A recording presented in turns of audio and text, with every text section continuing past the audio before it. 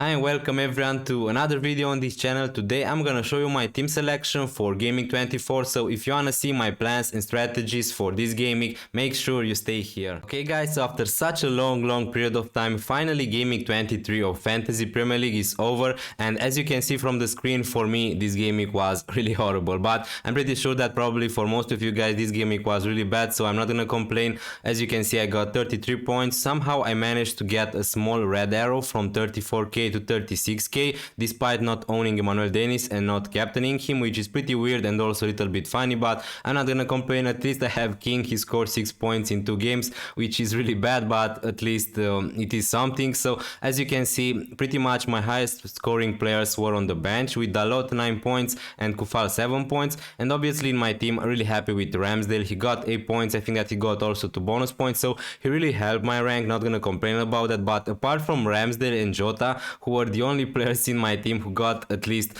1 return, pretty much all of my players blanked, so nothing to say about that. Obviously it was just one of those weeks. We need to move on as fast as possible, but the good part is Gameweek 24 is really close, and as you can see I have 6.7 minutes in the bank, 1 free transfer. So let's see how my team is gonna look for Gameweek 24. Okay guys, so as you can see from the screen, this is how my team is looking at the moment for Gameweek 24. Obviously some changes could happen because we need to wait and see more information to see the press conferences before making our decisions, but at the moment this is how my team is looking. Let's talk a little bit about the goalkeepers, because as you can see I have 2 really good goalkeepers and it's gonna be a really tough decision for me this Gameweek: Ramsdale and Lloris. Lloris is on my bench at the moment. He's gonna play against Southampton at home, so the fixtures are pretty good from a defensive perspective for both goalkeepers. The reason why I'm leaning towards Ramsdale at the moment, he's gonna play against Wolverhampton away. Maybe they are a better side than Southampton, but honestly they are not really the best attacking side in the Premier League. But the reason I'm leaning towards Ramsdale is obviously the first one is his ownership.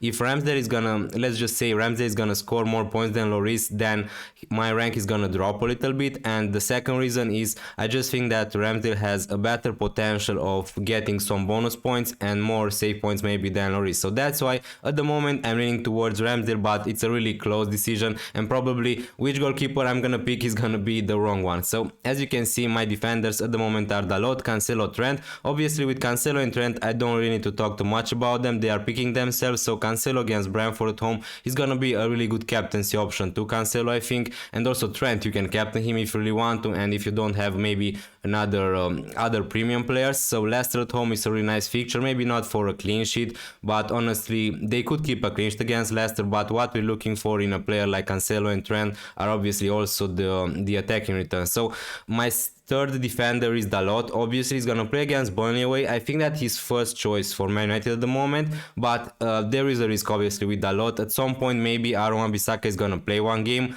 who knows. But as you can see I'm gonna have another really tough decision, because Kufal is gonna play against Watford at home. So currently he's on my bench, but it's really 50-50 call between Dalot and Kufal. Obviously I think that Burnley and Watford, both of these teams are really bad attacking wise, and that's the thing. I just think that Burnley maybe are a little bit worse, but also I'm not trusting any defense. Honestly, I'm not trusting Man United to keep a clean sheet, and also I'm not trusting West Ham to keep a clean sheet, but at the moment I'm leaning towards Dalot. So right now let's see the midfielders, and as you can see, Foden, Bowen, Jota, Rafinha, Gallagher. So the thing is, at the moment, as you can see, my captaincy is on Bowen, but honestly that could change. We need to see. I need more information to decide who's gonna be my captain, but obviously I think that it's gonna be between Bowen, Diogo Jota and Cancelo. So these three I think that are the best captaincy options from my team. Obviously if you don't have something like someone like Kevin De Bruyne, Bruno Fernandes, Mohamed Salah maybe, but yeah, the thing is with Mohamed Salah, he played in the African Cup of Nations final, so we need to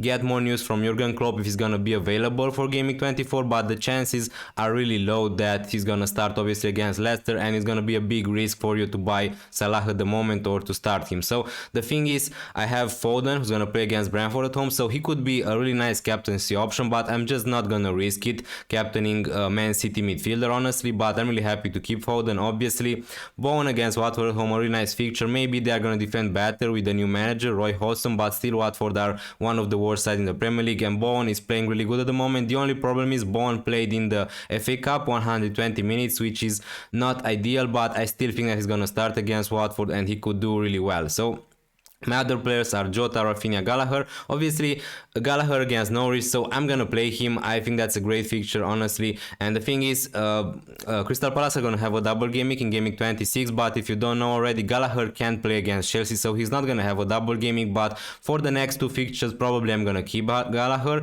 And also, Rafinha is gonna have a double in Game Week 26, so I'm really happy to keep him. Aston Villa away is not the ideal fixture, they are defending pretty good, but Rafinha is just that kind of player who can score against anyone, and with him we know that he's gonna play 90 minutes every game week, and he's also on penalties when Bamford is out. And also Jota, he could be also a nice captaincy option. I just think that Salah and Mane probably are not gonna play in Game Week 24, and also Liverpool just signed a new player, Luis Diaz, but the thing is Jota, I think that at least for 1 or 2 games he's really 100% to start against Leicester home. He just scored in the FA Cup, so he's in really good form. He could be a really nice captaincy option, and we just saw Leicester how bad they were in the FA Cup. Now let's see the rest of the team, and my strikers are Antonio and DCL. Now with DCL, obviously we need to see what's happening with him, because he wasn't in the squad for the FA Cup, so he has a little injury. We need to see if he's gonna be available. If not, that could change my plans to transfer maybe DCL to someone like Edouard from Crystal Palace.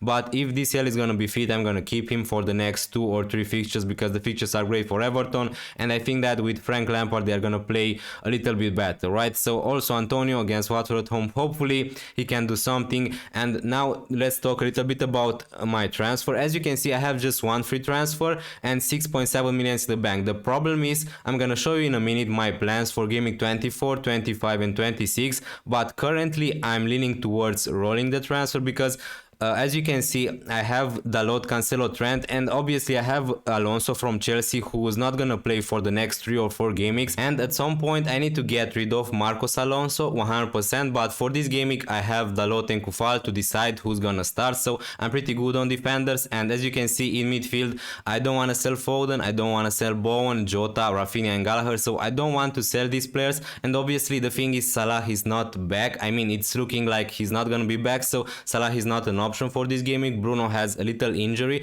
and we're not 100% sure if he's gonna be fit, and I don't really want to just sell someone like Foden to De Bruyne for next game week to sell Kevin De Bruyne to Mohamed Salah or to Bruno Fernandes. So that's the thing, I don't want to waste a transfer. And in attack I have Antonio, Dominic Calvert-Lewin and King, so obviously I can sell King to someone like Edouard if I really want to, but honestly I think that my team for this game week at least is gonna look okay, and to have 2 free transfer for game week 25 is gonna be really useful. But right now let's see my strategy for the next game weeks. Okay guys, so right now let's see what are my plans and strategies for the next 3 game weeks, and this site is, as you can see from the left corner, fpl.team. if you want to try to make your plans and strategies to see how your team is gonna look for the next game week, I think that this site is pretty amazing. So as you can see, this is my team for game week 24, and let's say I'm gonna save this transfer and I'm gonna play this team how it is at the moment, and we go next in game week 25.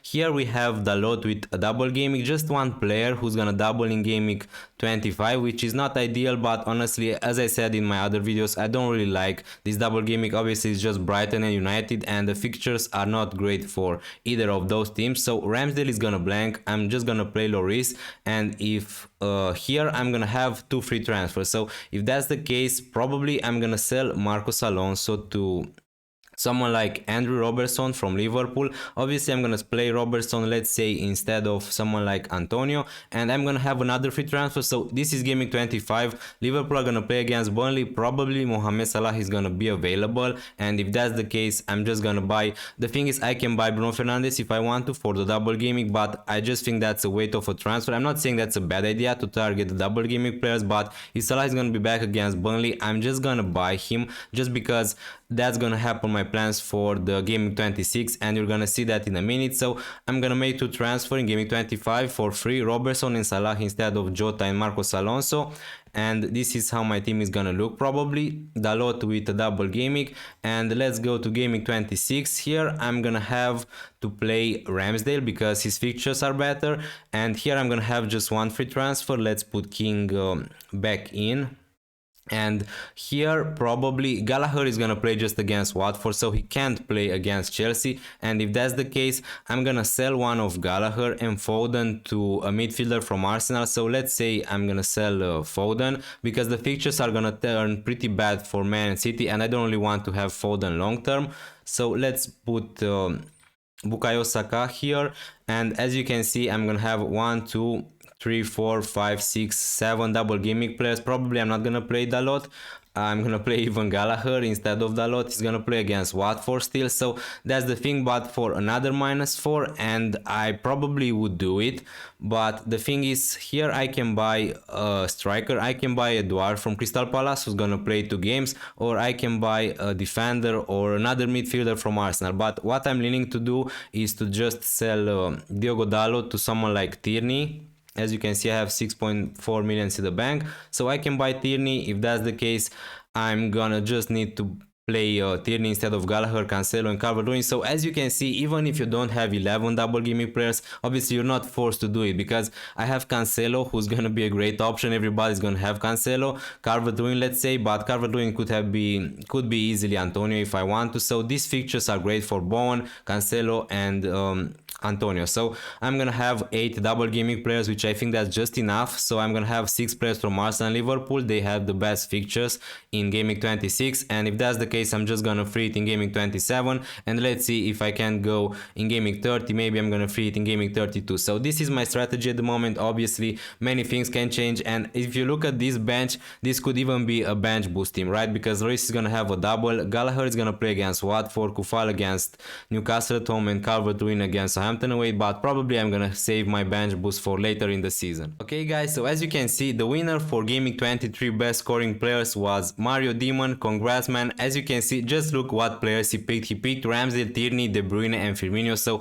8, 8, 8 and 1 points. He got 25 points. He almost got as much points as I got with my 11 players in my FPL team, and he picked just 4. So congrats again, mate. Thank you so much for participating, and thank you again so much guys for watching this video. I really hope that you enjoyed it, and if you did, please consider leaving a like or subscribe to this channel if you're new around here. It would be really helpful for me and it would be really appreciated. And also please let me know about your opinions in the comments down below. See you next time. Check the mic and make sure it sound right, boys.